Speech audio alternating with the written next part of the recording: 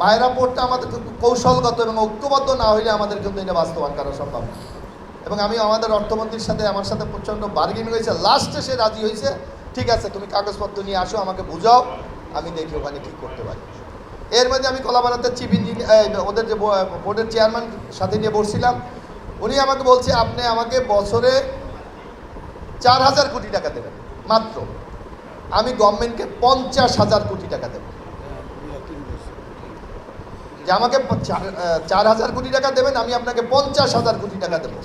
কারণ তিনটা, উনি আমাকে বললো 15, 16, 17 কি একটা বয়া টয়া এরকম আছে ড্রেজিং, ওখানে যদি এই তিনটা জায়গায় আমরা ড্রেজিং করতে পারি তাহলে 12 মিটারের জাহাজ আইসা ফিরতে পারে।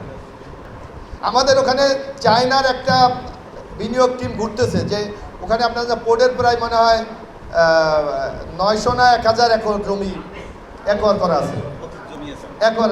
তারা ফুল জমিটা নিতে চায়, নিয়ে তারা ইকোনমিক জোন করতে চায় এবং বলছে আমরা নিজেরা তৈরি করে নেব এবং জাহাজ কীভাবে আসবে সেই ব্যবস্থা আমরা করবো। কারণ ওনারা প্রোডাকশনে গেলে তো এগুলি তাদেরকে এক্সপোর্ট করতে হবে। আমেরিকার একটা টিম ঘুরতেছে।